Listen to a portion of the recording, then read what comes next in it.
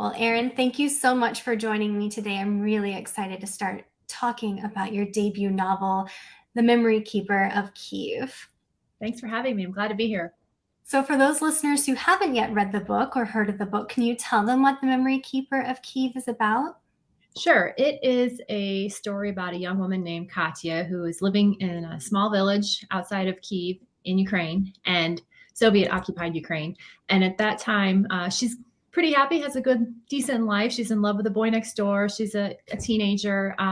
But then pretty quickly, things turn bad when Stalin's activists come into the village and try to collectivize all the farmers. So they want to make everything state owned and take away the Ukrainians' land and farms and implements and livestock.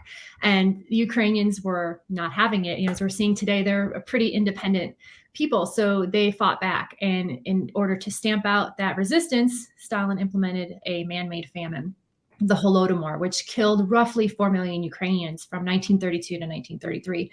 So this is the journey of her going through that, the choices she makes to survive, the horrible things she sees, and how she never talks about it again for decades because it was just so painful. And the other part of the story is her granddaughter, Cassie, who has just lost her husband in a horrible car accident that her 5-year-old daughter was also in. Her daughter hasn't spoken since the car accident a year ago. And so she's really struggling to move on with her life. And they come together and end up living together to help each other. And it's their journey as they both face that grief and try to heal. And Cassie learns the story of her grandmother that she never knew. She had no idea what she suffered through. And so it's this discovery of family and healing all at the same time. This is your debut novel of it, as I mentioned. You have a degree in history, and I read that you have a passion for research. So Yes. tell us a bit about your career path that led you to becoming an author. Well, it's something I've always wanted to do, but it was one of those things that I was like, oh, it's never going to happen. Like, it's a really hard thing to break into. So I dabbled with it forever. I started writing this novel years ago, and then I would shelve it and come back to it and shelve it again and think, oh, you're busy. I had kids, I had work, I had, life. And so when it finally did happen that I signed an agent a couple years ago, and like that was the moment where I'm like, okay, like maybe this can really happen. Maybe all this research, all this writing can get me there. And so it was kind of a surprise. Like I was at a point in my career where I thought I'm going to query one more agent. And if this doesn't happen, I'm shelving it for good. Like this is it. And that agent was like, send me the full, let's see it. And so it kind of went from there. So it's been a long. Oh, go ahead. No, it's just been a very long road to get here. So. And why this particular story? What was the initial spark of inspiration that led to this novel being written? So my great-grandmother and my grandfather are from Ukraine. My grandfather was born there. They immigrated out. They came to America after World War II, and they fled Ukraine during World War II. So I grew up with her. She lived with us. And I grew up hearing all kinds of stories about life in Ukraine and the things they went through during the war. So I always wanted to write something about that, about my family's story. And so as I got older, with the history degree and research, loving research, I started delving into Ukrainian history to try and place those family stories into the broader narrative of what actually happened in Ukraine then. And the further back I went, the more I found out about the Holodomor and how intentional it was. I knew there was a famine, but I didn't realize the full depth of what Stalin went through to specifically target Ukrainians. And as I read about that and the subsequent cover-up that he did to hide it from the world, I was just horrified at how terrible it was. And I really thought, I need to start here. I want to tell a story about this tragedy and try and shed a little bit of light on it for people who didn't know. So it's not my family story, but it is Ukraine's story. And I really wanted to bring that to light. But book 2, I will come back to World War II and kind of implement more of those family stories that I actually heard growing up. So. Oh, well, I always like a little teaser for what's coming next. Next year. So this book, as you sort of hinted at a bit earlier, is coming out at an especially poignant time. What is it like publishing a book that you've been writing and researching for years about Ukraine in the midst of Russia's invasion of Ukraine?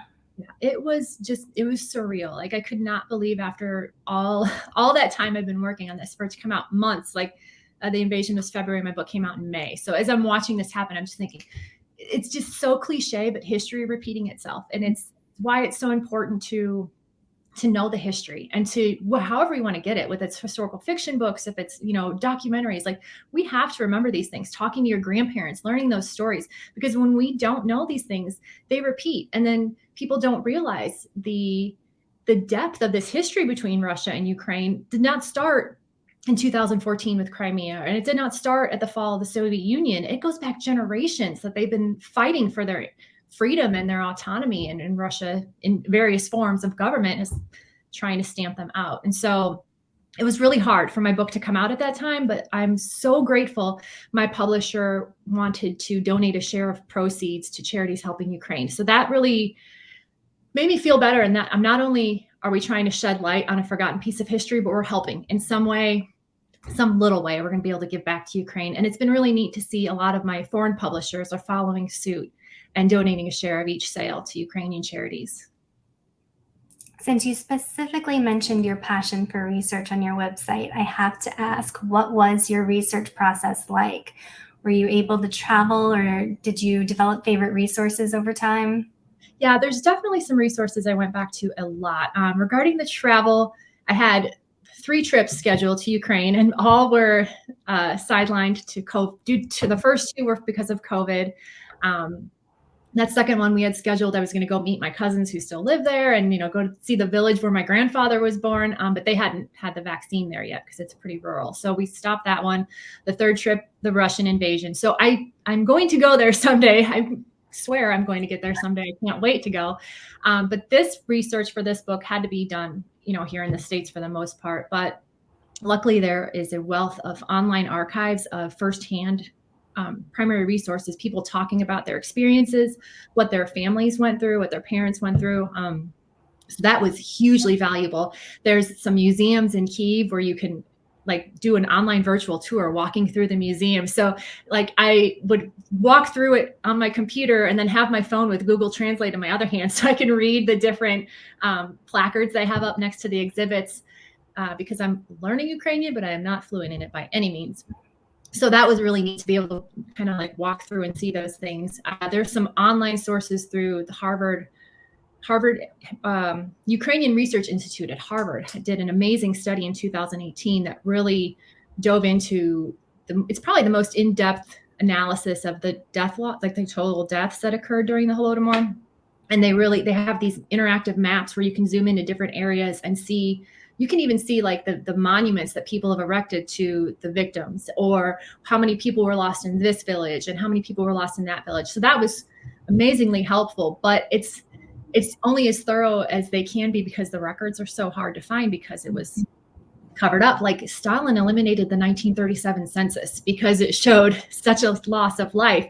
So there were so many measures taken that it's hard to really know what the true death toll was. But with those resources, I was able to get a lot. Couple, obviously, nonfiction books. I have a lot of books, and I always have markers in them for the different things I find, little Post-its I use. So it's a process. I can get stuck researching for a long time. I have to kind of cut myself off. It is my favorite part of the writing process too. Yeah. Researching, I could research forever and ever and never actually write a word on the Yeah, it's a dangerous. It's hard. It's hard to walk away from it. It's so interesting. Was there a piece of research, some fact or story or anecdote that you stumbled upon that you wanted to include in the novel, but it didn't fit the story for one reason or another? I don't know that there was anything like that. There was a lot of really hard and sad things that I wanted to include, but at one point my editor and agent were like, look, you have to make this a book that people will want to read still and not be so heartbroken that they can't read it. So it was kind of walking that fine line of not including the true tragedy of it. So I struggled with that. I struggled with how much to include and how much to make it, because you want your book to be accessible to people and you want people to want to read it and not just close it because it's too sad, but you don't want to downplay what happened because it was horrific. And that's just the fact. I think that is a fine line and a struggle a lot of historical fiction authors face, is that they want, like you said, to convey the depth of the situation, but also not turn people off so that they don't ever read the book. Exactly. Yeah. Or finish the book if they start it. Yeah. Yeah.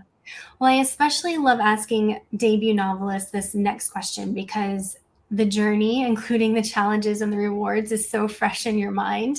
So, what advice do you have for authors, or perhaps those like me who do not yet have an agent or publishing contract? What would you advise them to do? Well, I would say persevere, because this journey took me well over 10 years. But don't don't give up, but also don't stop learning.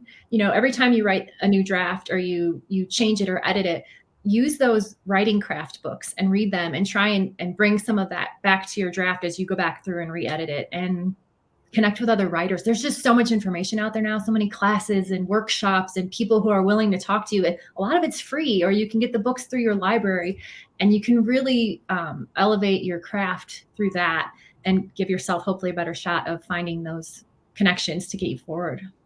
Yeah. You mentioned earlier that you're like, just one more agent.